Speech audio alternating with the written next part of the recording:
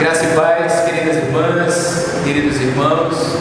É com alegria que estamos aqui neste domingo, louvando ao nosso Deus, agradecendo a Deus por sua presença em nossas vidas, também agradecendo por nossa comunhão, por nosso encontro dominical, para experimentarmos essa presença de Deus em nós, entre nós, cultivarmos a sua palavra, fortalecermos a fé, nos fortalecermos na nossa comunhão em Jesus Cristo. Alegres também com a presença, já há alguns domingos, da nossa irmã Liz, não é? Tem nos dado a alegria de estar conosco nesses dias. É sempre muito bom contar com a presença dela. Nos alegramos também com a presença dela lá na IPO de Castéia, ela está em Salvador aqui conosco.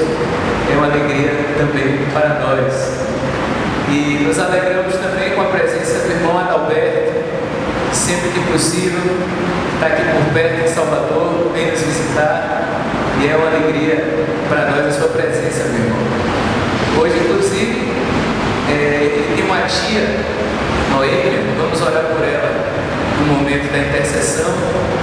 Essa tia dele, que é a caçula, não é, meu irmão? A caçula tem 93 anos e faz aniversário hoje. 92 anos, e a caçula. Então, louvamos a Deus por essa vida da dona Noêmia. Daqui a pouco, no momento da intercessão, nós vamos orar por ela. E nos alegramos também, nós que estamos aqui na caminhada do dia a dia, algumas pessoas estão viajando, e estamos aqui perseverando na nossa comunhão, na nossa caminhada de fé, comunhão e serviço. E o texto de hoje encontra-se em Lucas, o Evangelho que estamos estudando, esses tempos. Então, Lucas capítulo 9. Lucas capítulo 9, versículos 51 a 56, que diz assim: Estava chegando o tempo de Jesus ser levado para o céu. Então, ele tomou a firme decisão de partir para Jerusalém e enviou mensageiros à sua frente. Estes puseram-se a caminho e entraram no povoado de samaritanos para conseguir alojamento para Jesus. Mas os samaritanos não o receberam, porque Jesus dava a impressão de quem se dirigia para Jerusalém. Vendo isso, os discípulos Tiago e João disseram: Senhor, queres que mandemos descer fogo do céu para acabar com eles? Jesus, porém, voltou-se e os repreendeu. E partiram para outro povoado. Amém. Então, irmãos e irmãs, nós estamos estudando o Evangelho de Lucas ao longo desse ano. Nós vimos lá na introdução que Lucas vai dedicar 10 capítulos para falar da viagem de Jesus com seus discípulos da Galiléia para Jerusalém. O Evangelho de Lucas dedicou a este caminho 10 capítulos.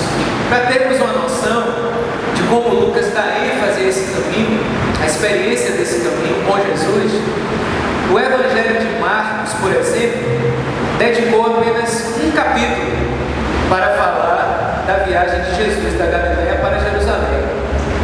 Um capítulo. Por sua vez, Mateus dedicou 2 capítulos para falar dessa viagem de Jesus da Galiléia para Jerusalém. Ora, Lucas dedicou 10 capítulos. Então vejam como para Lucas essa experiência do caminho com Jesus era algo fundamental para o aprendizado dos seus discípulos e discípulas.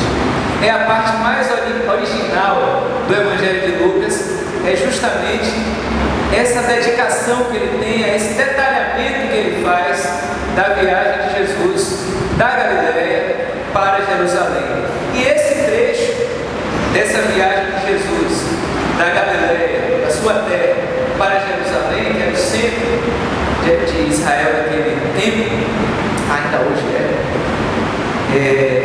essa parte começa justamente aqui. nós lemos é justamente onde começa essa viagem de Jesus da Galiléia, da sua terra, da periferia de Israel, para Jerusalém, que era o centro religioso, o centro político, o centro econômico. E é bem interessante como se dá justamente o início dessa viagem. Aí fala no início do trecho que Jesus, chegando o tempo de ser levado para o céu, esse ser levado para o céu é uma referência a todo aquele enfrentamento que Jesus teve, né? Da cruz, a morte, ressurreição e ascensão de volta ao Pai. E aproximando-se desse tempo, diz o texto, ele tomou a firme decisão de partir para Jerusalém. A firme decisão porque ele sabia que ir para Jerusalém teria consequências, e levar o seu ensino sobre o reino de Deus para Jerusalém, o centro do poder daquela época, ia ter consequências. Ele ia ser perseguido, ia ser julgado justamente e morto. Ele já previa isso. Por isso essa firme decisão de encarar esse desafio de Jerusalém.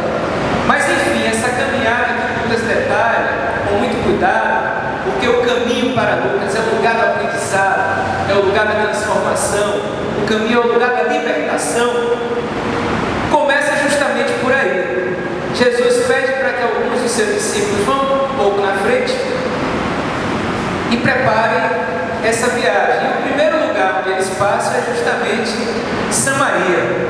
Lembramos aqui que samaritanos e judeus tinham uma relação muito complicada, se viam como inimigos, se viam com muita inimizade, hostilidade, não se estavam juntos, não conversavam. Então havia essa inimizade entre judeus e samaritanos. Por isso que o texto diz: os discípulos entraram no povoado de samaritanos para conseguir alojamento para Jesus.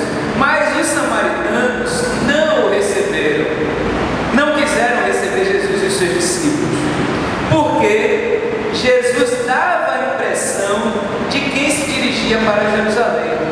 Dá a impressão de quem se dirigia para Jerusalém é dar a impressão de ser judeu. E como Jesus parecia ser judeu, e era, e os seus discípulos também, os samaritanos não o receberam, não quiseram conta com Jesus, não exerceram o que era muito caro no Oriente Médio, que era a hospitalidade, que era acolher os viajantes.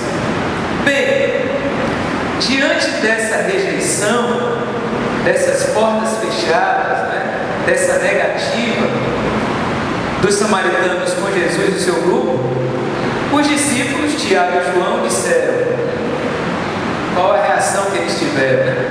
Senhor, queres, muito tranquilos, né? Muito apacentados, serenos, né? Tiago e João aí muito mansos, né? Tranquilos. Tiago e João disseram: Senhor, queres que mandemos descer fogo do céu para acabar com eles? Olha qual foi a reação de Tiago e João diante daquela negativa, diante daquelas portas fechadas, né? Uma atitude que é muito comum quando somos rejeitados, quando não somos aceitos, né? E a reação deles foi essa. Foi uma reação de intolerância, porque para eles Jesus precisava ser aceito, quer queira, quer não.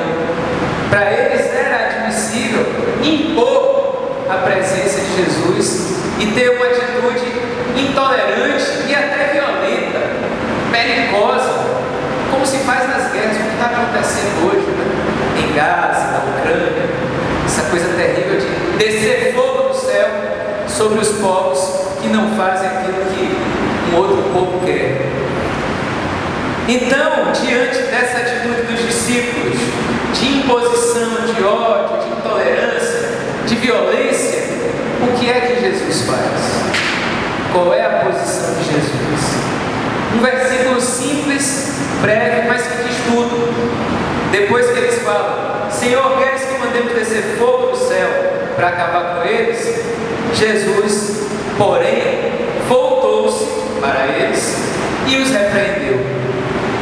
Voltou-se para eles e disse: não é essa forma que nós vamos fazer o nosso caminho. Não é essa forma que nós vamos viver a nossa missão. Não é essa forma sobre anunciar o Evangelho. E é importante que Lucas começa o caminho da libertação, Jesus caminhando para Jerusalém, com essa mensagem. Precisamos anunciar o Reino de Deus, mas não podemos de forma alguma fazer isso de uma forma intolerante. Não podemos fazer isso de forma alguma baseados no ódio, na raiva, na imposição. Não podemos fazer isso de forma alguma com violência. E isso no início do caminho. Talvez para dizer que a primeira lição que precisamos aprender para anunciar o Reino de Deus, anunciar o Evangelho é esta. O Reino de Deus não é por força, mas é pela ação do Espírito Santo, que é Espírito de amor, que nos leva ao diálogo, que nos leva não a impor, mas a propor, que nos leva não a dominar, mas a convidar e chamar a comunhão.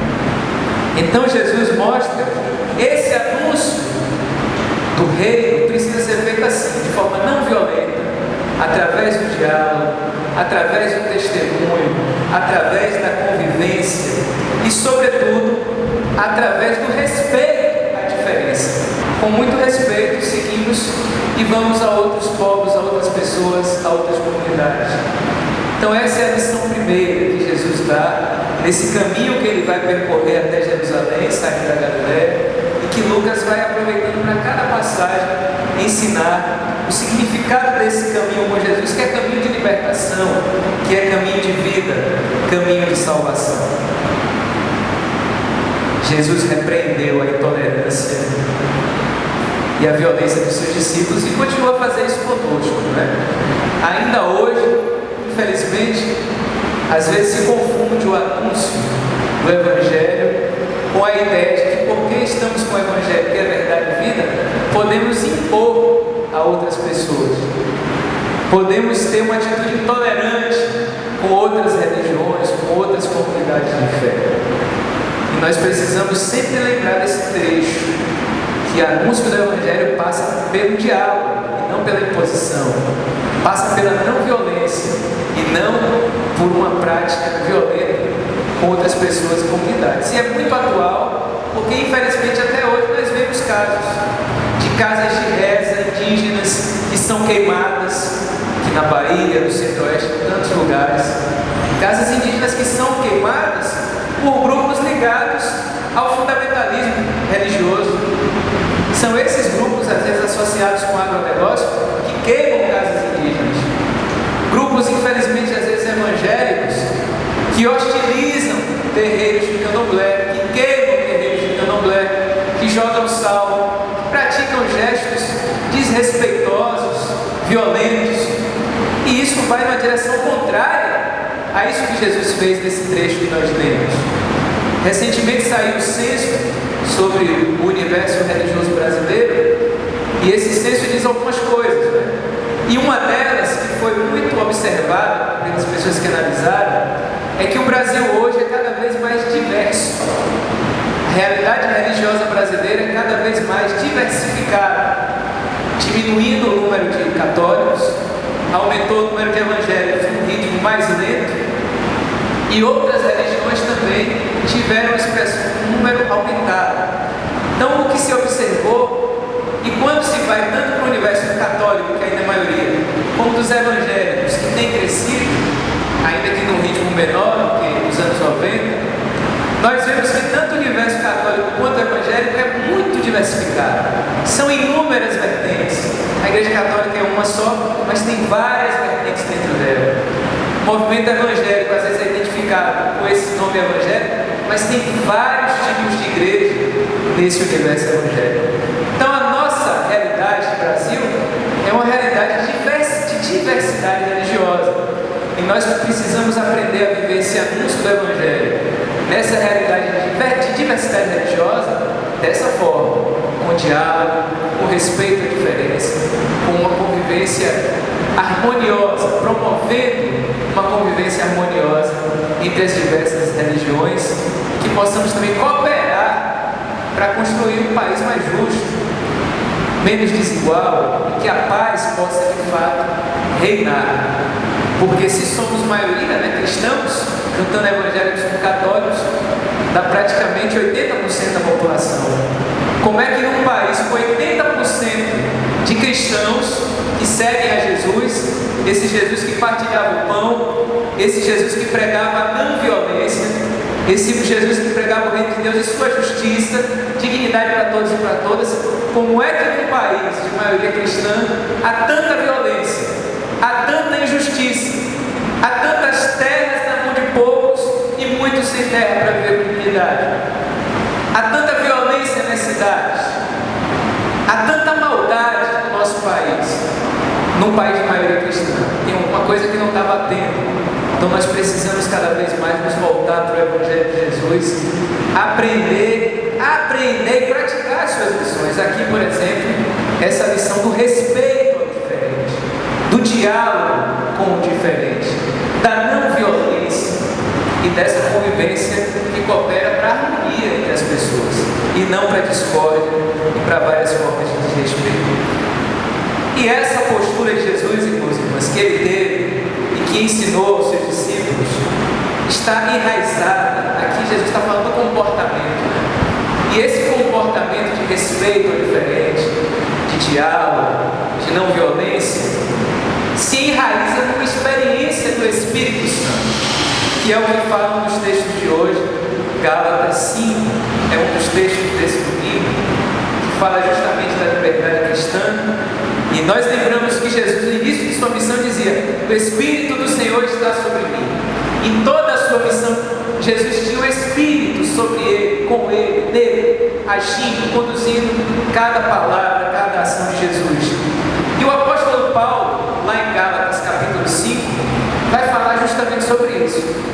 Jesus nos chama a uma vida livre. Mas que liberdade é essa? E Paulo, em Gálatas 5, vai falar sobre isso.